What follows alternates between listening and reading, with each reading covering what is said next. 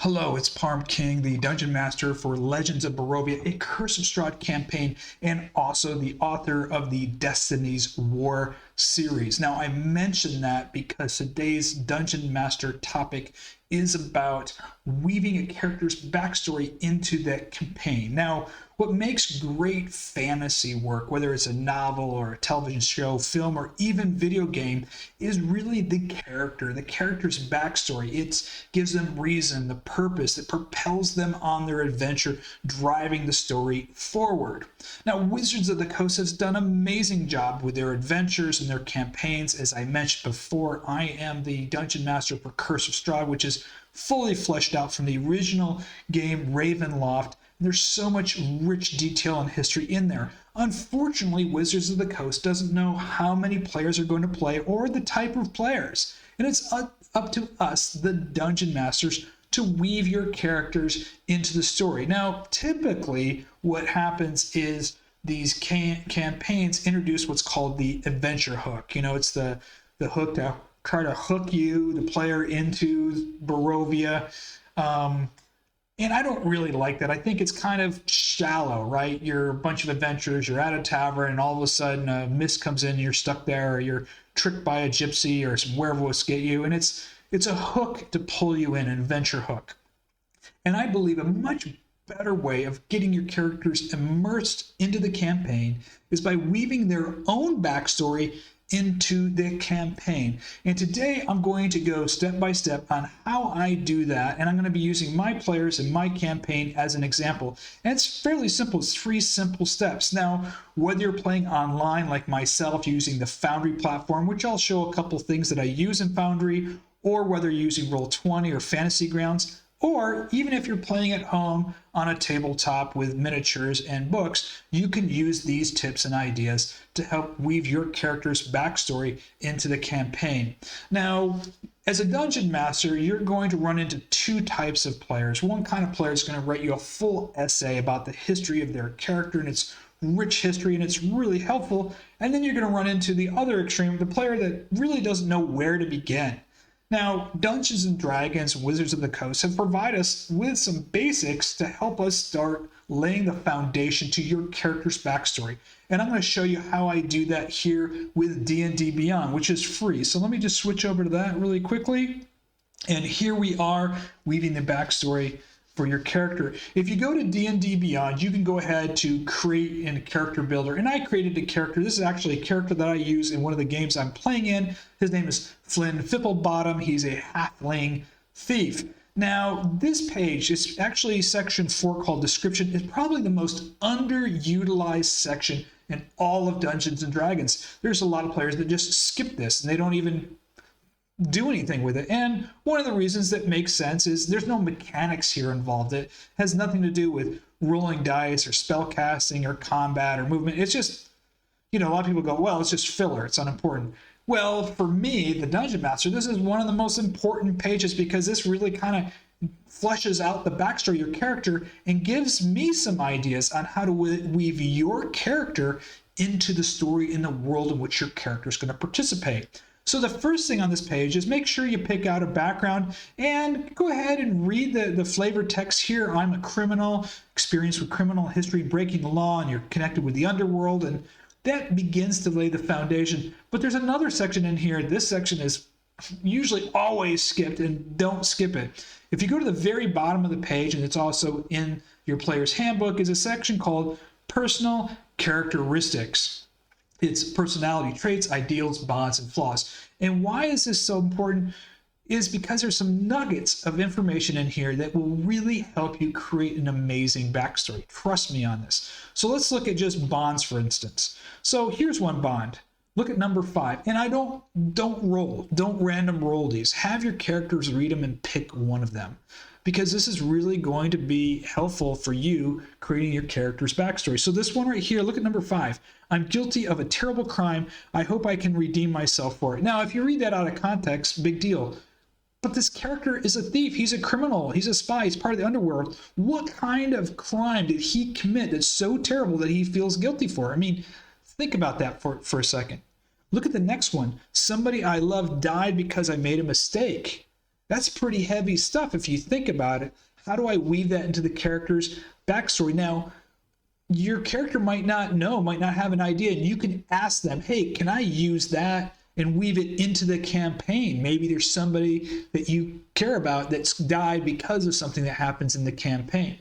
And these bonds and these flaws tie together. Let's look at the flaw section. An innocent person in prison for a crime that I committed. Maybe that person that's in prison is somewhere in your campaign. How about if there's a plan, I forget it, and if I don't forget it, I ignore it.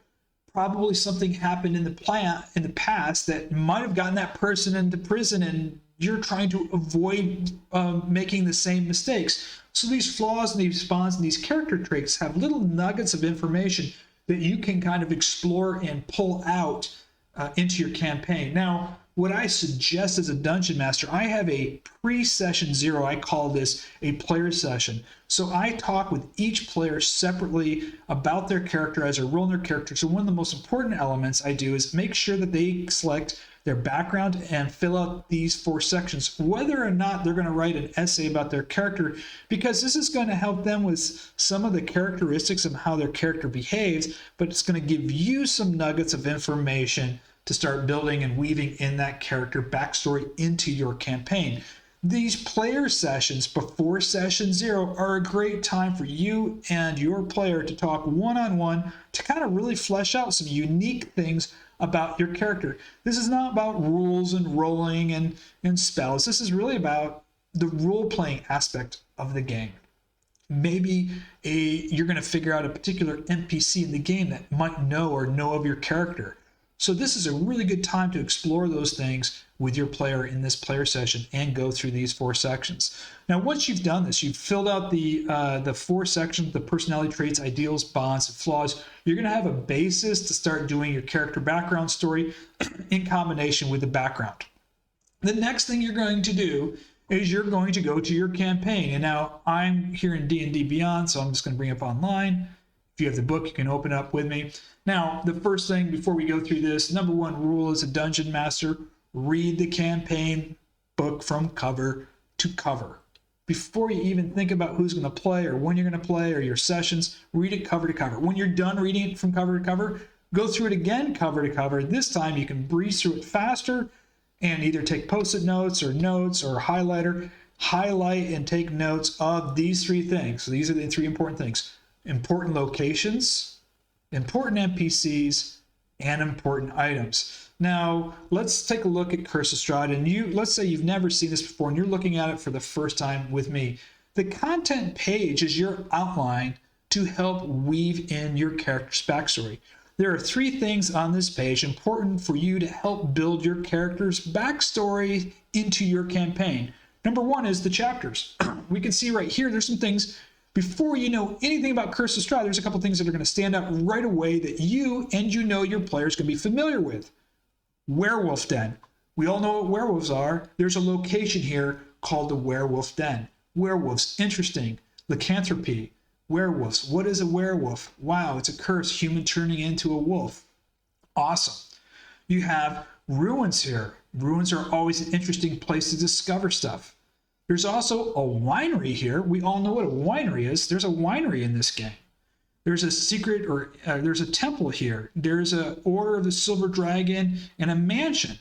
So now you've got some locations, some interesting things to work with. The next thing you're going to do is go ahead and skim through your treasures in this game. There's some magical items, a staff, a holy symbol, an icon, a sun sword, some really interesting stuff like that. And the next thing, the third thing, as I mentioned, is NPCs. Now, we're not talking about monsters. We're going to be talking about people that you're going to be running into. For instance, like Rictavio here. He's a character in the game. He's a half-elf bard that came to Barovia in a carnival wagon.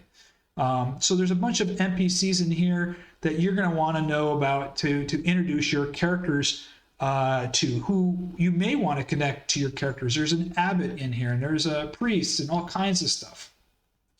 So let's go through my campaign and what I did. So the first thing I did was step 1 is make sure they fill out the description section, the background, those 4 personal characteristics, start building the backstory. So I have 2 players that want to play together. they decided to both be blood hunter brothers and elves in the game. One was a nobleman, one had the background story of the haunted one.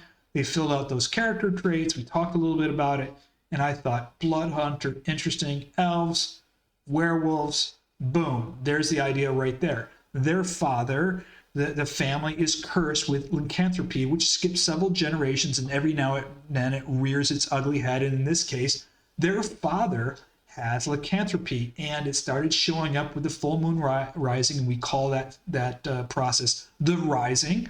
And he has left because he's heard about a secret order of werewolves that will help you tame the beast within. Because if he's not able to tame the werewolf in time, he will lose control. He will become this werewolf, not be able to control it. And of course, people will have to hunt him down and kill him because he'll become this dangerous werewolf. Well, guess where that werewolf den is in that secret order? In Barovia, the land in which Curse of Strahd takes place.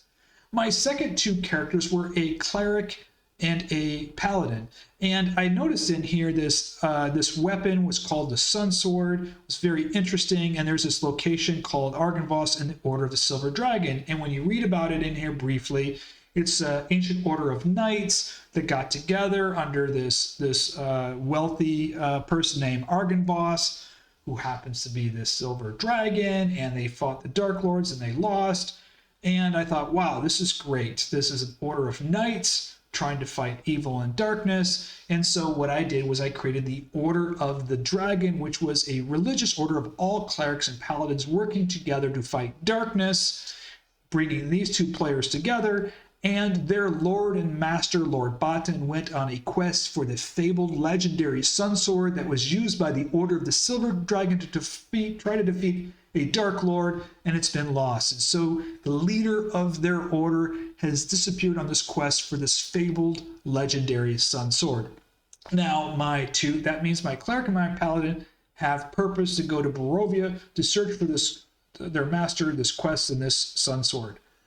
My next player was a druid, and my druid player told me that his background story is he was kind of raised by elves, knew a lot about natural order and natural magic, and his father was a great master trader and merchant and acquirer of rare items, and he had traveled as a young boy with his father throughout the world, so he was very familiar with different locations and geography and traditions. I thought, wow, this is great. How can I introduce this backstory into my campaign? Well, remember, the father is acquiring rare things for clients. Well, how about the father is looking for some rare wine at the Wizards of Wines and outside the city of Kresic for one of his clients. And on the way, something happens to the father, and his son goes searching for his father, who went to acquire this wine at the Wizard of Wines. I also introduced, which I will mention later, a side quest to my druid that came up by Dragon Carta and Mandy Mod from Reddit. Pardon me. Which I incorporate, and I'll show you how I did that in Foundry, which you can do whether you're playing in Foundry or not.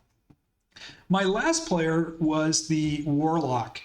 And what was really interesting in here is there's this place called the Amber Temple, and I read about it in the campaign. There's some wizards that created this temple. There's some dark magic there, and this evil archmage took it over and became this lich. And it was just a shit show. This guy took over. The old wizards are dead. Well, instead of wizards, I made them warlocks, and I created this interesting order, part of my character's backstory, called the Orcus Warlocks. And the Orcus Warlocks have made a pact with a fiend from the void, a netherworld. And when the fiend comes from the void, they burn into the warlock's body like a tattoo, which is a spell, which actually glows when they cast the spell. And so the more powerful Orcus Warlocks are covered in these tattoos that glow and actually create damage to them when they first cast the spells. And so these Orcus Warlocks wear these covered robes to hide their tattoo because their bodies are vessels of magic. And this evil mage, this archmage right here, who becomes a lich, who's taken over this temple, is hunting down these warlocks, trying to get them vessels of powerful dark magic. Now, the ancient order of the Orcus Warlocks were the ones that created this Amber Temple 2,000 years ago to protect their secret and the access to the Dark Pact and the Void. Unfortunately, they're on the run because the evil mage is hunting them down, and our young warlock has been sent to find the ancient temple, which he doesn't know anything about, and destroy this evil mage who's been destroying the last of his kind. So each of these characters have a purpose now to go to Barovia, rather than using one of those traditional hooks of the fog coming in, or some werewolves or someone stole something to you. This gives the players agency, reason, and purpose to go beyond just being stuck there, or beyond just looking to kill a monster or to get some loot. Really, I think, pulls your characters into the campaign. Now, I took this one step further as I made a video for each of the characters' backstory before they play, because on session 1, they're all going to be at the same location, but how did they get there? And how did I weave in their backstory for the reason for them being there? And you can see these. I've posted them on my YouTube channel here. Let me see here. They're in the Legends of Barovia section.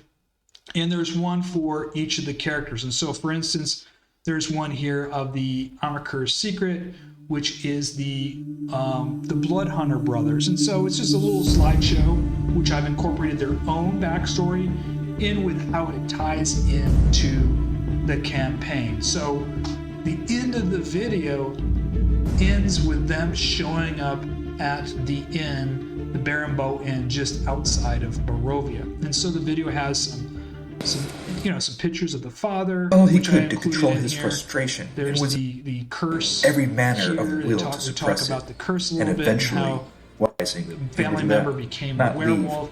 When they could no longer control the father studying some ancient unless his texts father and felt learning that about the Urzan could secret be of order. help. And then He would not eventually they trouble end up in the ivy among the trees, here with a in sign the that edge read, of Barovia, Bear, searching Bow, for their father. The last known whereabouts was their father was Welcome at this inn. to the Legends of Barovia. And that ends the video. Your quest I did another one begins. here for the druid about his father. His father was the collector of rare antiquities for his wealthy clients and travel around the world looking for those things. Here is about him being raised by the elves, to reach the mark traveling, that was and his father extremely disappearing, and then again he ends up in this guide village him and to this Crescent. inn. And there's another one for the Orcus Warlocks here, obviously. This one, actually, at the end of it, our main character is on the run because the Warlock hunters are hunting him down, so he barely escapes with his life. The old ruins And at he the edge of the river. eventually You'll goes find a bag to the hidden. inn I'm just not sure how long outside I of can hold Barovia. them. So Leave. these videos kind of tie in that story. I usually start my campaign about a month before session He 1, continues to run so I without get my stopping. characters ready, Shirtless. get these backstories To the ready, ruins and it far really from the pulls temple them in. along So the in river. session 1, He they've got finds their the hidden story. bag They know their among the rocks, backstory. They know containing why all they're at his this worldly inn, and possessions. it gives them reason and purpose. He's in great The pain next and thing needs that to I do rest, is just I but for a create moment, some to catch items his in the breath. game here Quickly falls asleep and for his the mind players, and I fills with use dreams. books. Let me just make sure this is An old woman stopped here. appears in There we go. Let's shut that off. And these are books that I put in the game. So you remember I mentioned the Argus Voss. So my players get this book. They buy this book or they find this book that gives them the story, the background story. They can read this. It's actually an item that they can have. They can buy it. They can sell it. But it provides them some clues to tying in their backstory.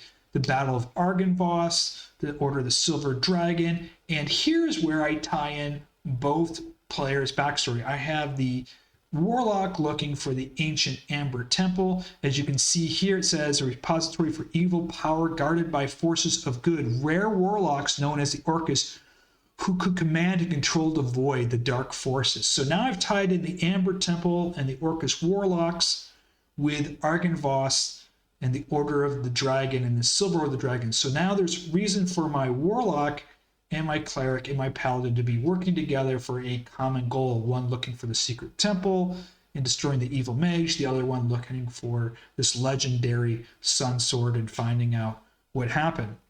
The other book that I created here was actually a quest. This is a modified version of the Dragon Carta Mandy mod quest about the Fanes of Barovia. There's a couple of nuggets, and and little tidbits of information actually in the campaign, which they expanded significantly to create a quest. And so my druid has a gem.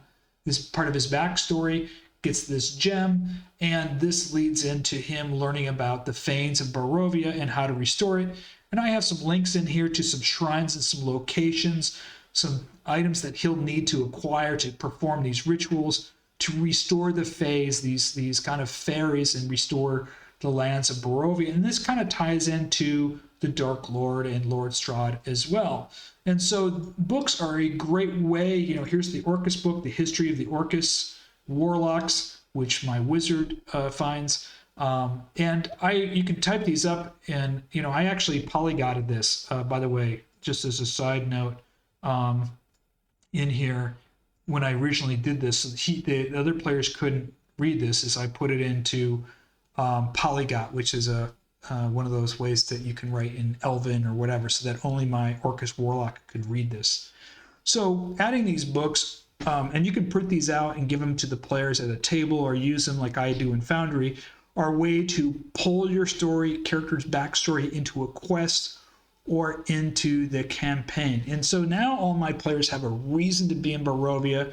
And what's really interesting about this, what I find fascinating about doing it this way, is none of my characters are there for any other reason, for their own purpose and their own quests.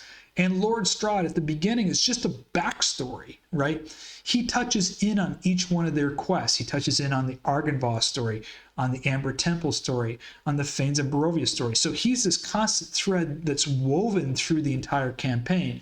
But my characters are really there searching for their own, searching for a father turning into a werewolf, or a father-in-law searching for some wine for one of his clients.